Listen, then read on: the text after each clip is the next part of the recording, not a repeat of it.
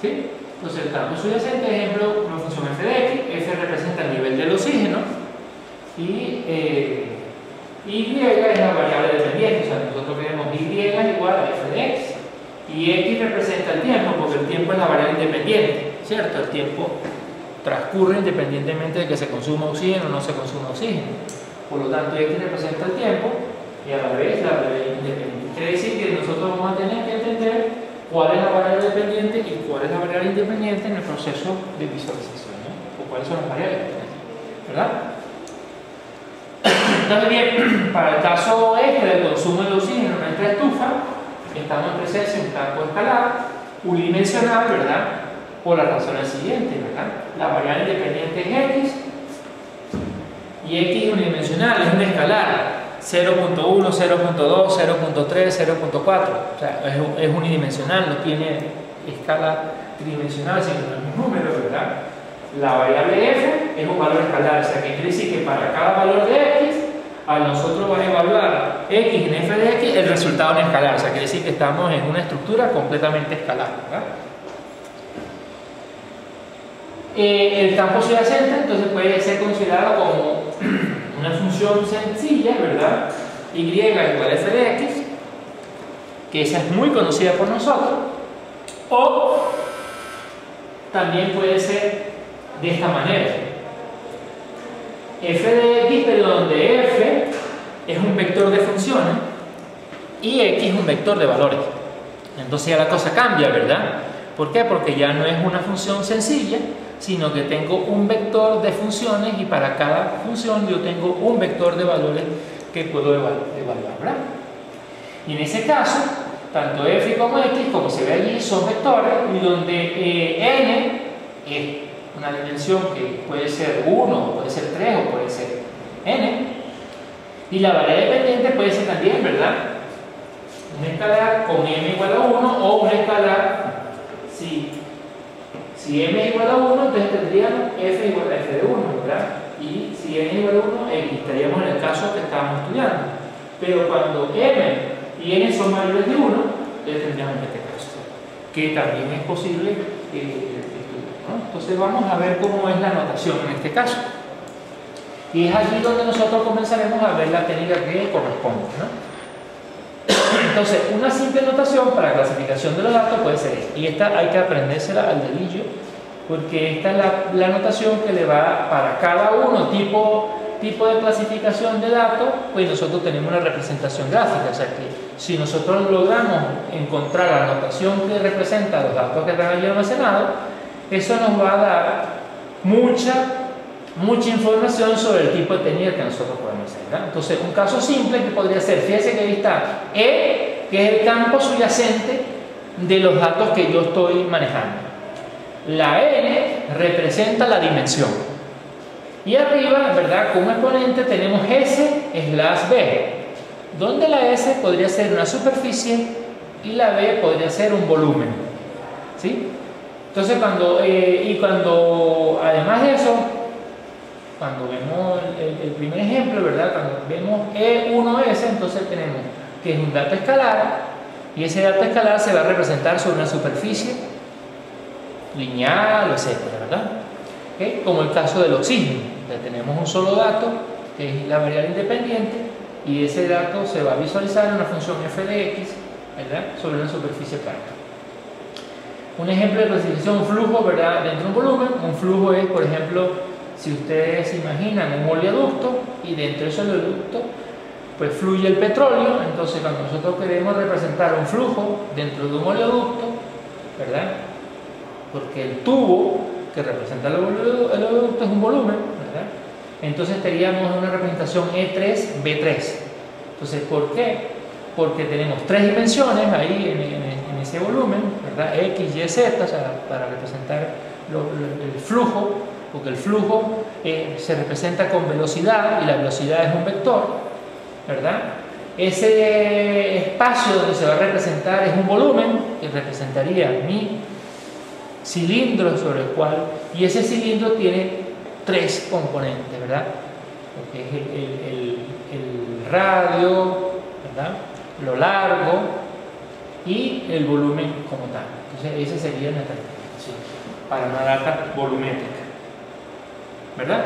Aquí hay un artículo que tienen que ustedes leerse. Vamos a pasar a la revisión.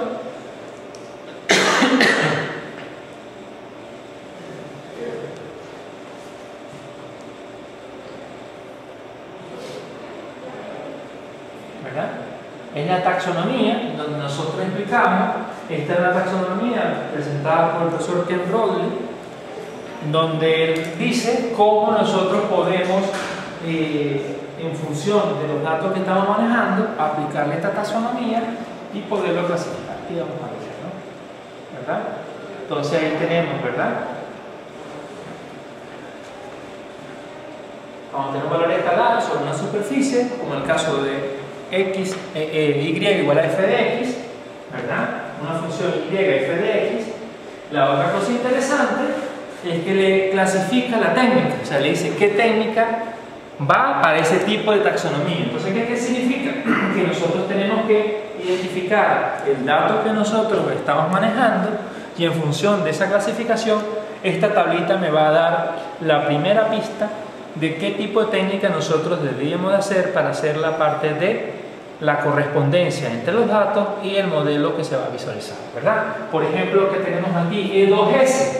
Entonces, E2S se utiliza, ¿verdad?, en meteorología, o sea, para ver el comportamiento de un tornado, ¿verdad?, en un plano que nosotros queremos ver el comportamiento del choque del aire contra una ala, ¿verdad? Entonces hacemos una gráfica tridimensional y vemos el vector cómo se despliega, ¿no? Entonces sirve también cuando queremos visualizar las isotermas. Las isotermas, que son líneas donde todos los puntos sobre esa línea tienen la misma temperatura.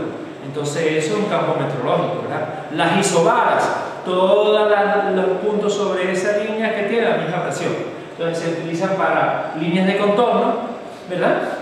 Cuando ustedes vieron en su carrera plano acotado, ¿verdad? En su sistema de representación estudiaron, ¿verdad? En plano acotado pues se hace líneas de contorno, y la línea de contorno lo que dice es que en cada punto de eso tiene la misma altura. O sea, cuando por ejemplo vamos a Caracas, la cota 905, entonces quiere decir que todos los puntos de la cota 905 tienen 905 metros sobre el mar, ¿verdad? Entonces esas son líneas de contorno, ¿verdad? O para visualizar imágenes, o para visualizar superficie, o para puntos, ¿verdad? Y fíjense allá, entonces fíjense que esto sería la cantidad de dimensiones que estamos manejando, ¿verdad? Entonces E2S, E2NS, entonces para cartografía, modelos de elevación, astronomía, ciencias médicas, ¿verdad? Entonces aquí tendríamos para plotear unas celdas con grid o con colores.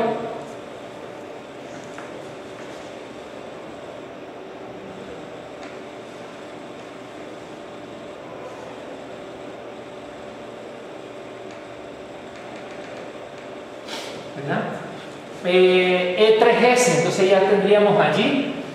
Vamos a visualizar un campo que tiene 3 dimensiones, pero lo queremos visualizar sobre una superficie, ¿verdad? Entonces, ahí que tendríamos para sensores remotos, para modelos químicos, modelos de ciencias médicas, ¿verdad? Para visualizar ISO surface. Cuando tenemos ISO surface, recuerden que ISO es igual, quiere decir que en esa superficie todos los puntos van a tener la misma presión, la misma temperatura, como el grafiquito que mostramos en la primera clase, ¿verdad? Que mostramos una especie de sábana sinusoidal, donde sobre esa sábana sinusoidal había la misma presión. Entonces, bueno, las técnicas que se deben de utilizar, fíjense que ya aparece E3NS, ¿verdad? Para qué tipo de aplicaciones donde aparece y cuál es la técnica, ¿cierto? Entonces, para las distintas técnicas, para los distintos tipos de datos que nosotros presentamos. Y después viene, fíjense que en la primera tabla estaba todo lo que refiere a superficie, porque tiene la S arriba, ¿verdad? Y ahora viene todo lo que es representación de volumen, ¿sí? La taxonomía E2B2, ¿verdad? Para hacer representaciones de flujo de datos, oceanografía, ¿verdad? Pelotas, ploteo de flechas, trace de partículas, líneas de tiempo, stick lines son pequeños ribones que van cortados como pequeños segmentos de líneas que dan, en vez de como pequeños chorros de tinta, y entonces el chorro de tinta lanzan el chorro y eso hace una línea, deja un espacio de tiempo, vuelven, lanzan el chorro, a diferencia de una partícula. Una partícula es una simple partícula radioactiva que es un solo elemento, ¿sí? ¿Qué tenemos? Entonces tenemos la 2B3, ¿verdad? Para qué tipo de técnicas utilizamos, G2, para qué tipo de aplicaciones, meteorológico, etc.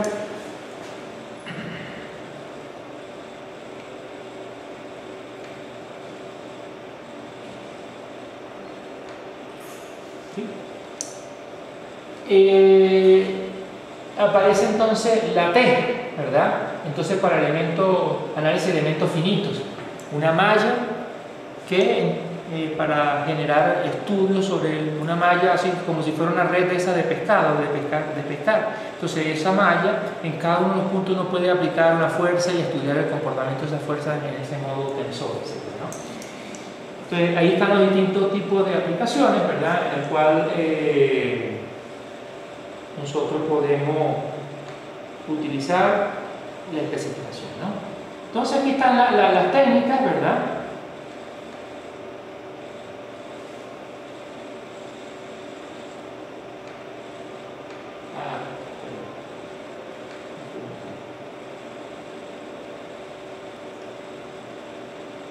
Y después viene una tablita donde está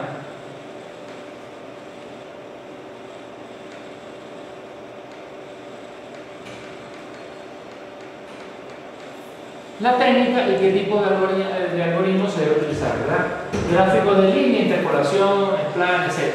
Líneas de contorno, ¿verdad? Marcha de cubos, despliegue de imagen, ¿verdad? Imagen, procesamiento de imagen, visualización de superficie. Entonces, el tipo de algoritmo que ya está dentro de las herramientas. O sea que no tenemos sino que aprender nuestra tabla, tenerla a la mano, para que en función del tipo de técnica, tipo de dato, me dice su representación subyacente y a su vez me dice qué técnica es la recomendada para la visualización de esa data, ¿no? Después la otra lámina que tiene los ejemplos, ¿verdad? Vamos a ver los ejemplos.